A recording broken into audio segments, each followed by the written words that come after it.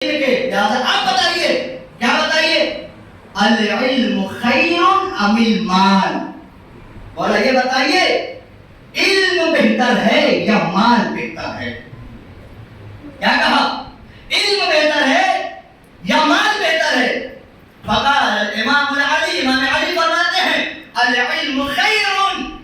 تو مال کی بات کرتے ہو، علم بہتر ہے، علم افضل ہے. اچھا علم افضل ہے، ما هو الدلیل؟ دلیل کیا ہے؟ کیسے آپ کہہ رہے ہیں، کیسے آپ کہہ رہے ہیں کہ علم افضل ہے؟ کیا اس لیے علم افضل ہے کیونکہ مال خرچ کرنے سے کم ہوتا ہے، علم خرچ کرنے سے بڑھتا ہے. مال آپ کے پاس اگر ہے تو آپ مال خرچ کریں گے تو آپ کا مال کم ہوگا. مال آپ کا ہے، مال خرچ کریں گے مال کم ہوگا. لیکن اگر آپ کے پاس نالج ہے، علم ہے، تو آپ جتنا لوگوں کو بتائیں گے، جتنا لوگوں کو سمجھائیں گے، اتنا آپ کے علم میں بھی اضافہ ہوتا چلا جائے گا. یہ ہے کمال علم، یہ ہے کمال علم. علم کا کمال یہ ہے کہ وہ جتنا آپ بانٹیں گے، جتنا آپ لوگوں کو بتائیں گے، جتنا آپ لوگوں کو سکھائیں گے، اتنا ہی آپ کے علم میں اضافہ ہوتا چلا جائے. ایک جواب مل گیا، چلے گئے. دوسرے صاحب آئے، سوال ہی بدلے گا، العلم خیر ام المال؟ علم افضل ہے یا مال افضل ہے؟ مولانا نے کہا علم افضل ہے، علم بہتر ہے. دلیل؟ کیسے کہہ رہے ہیں آپ کہ علم افضل ہے؟ کیوں کہہ رہے ہیں، کیسے کہہ رہے ہیں؟ مولانا نے دلیل دی، توجہ رکھیے گا میری طرف. مولانا نے دلیل دی. کیا دلیل دی؟ کہا سنو، صاحب مال کنجوس کو کہتے ہیں اور صاحب علم کریم کو کہتے ہیں.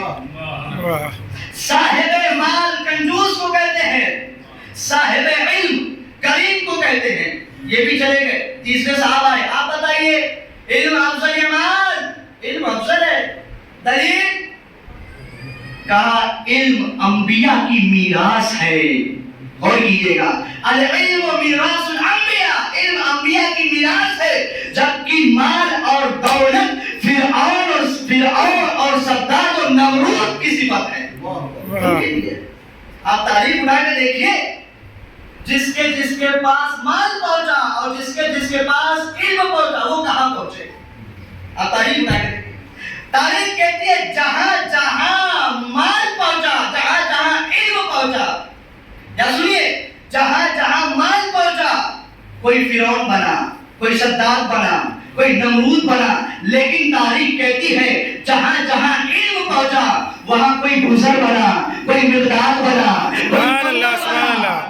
یہ ہے علم، یہ ہے کمال علم. جہاں علم ہوتا ہے وہاں انسان کی شخصیت بلند ہوتی ہے. صرف مال سے انسان کی شخصیت بلند نہیں ہوتی، وہ تو اس دنیا میں بلند ہوتی ہے. یاد رکھیے گا، علم انبیاء کی میراث ہے، اور جبکہ مال فرعون ان جیسوں کی میراث ہے. جواب دے دیا. اب کتنا میں آپ کو ایسے جواب دوں، انشاءاللہ پھر کبھی جواب دیں گے. لیکن سنیے، علی نے سب کا جواب دیا. 10 لوگوں کو جواب دیا کہ کسی طریقے سے، اور جواب دینے کے بعد مولا نے ایک جملہ کہا یاد رکھو وہ اور ہوتے ہیں جو سوالوں سے گھبراتے ہیں. غور کیجیے گا، وہ اور ہوتے ہیں جو سوالوں سے گھبراتے ہیں.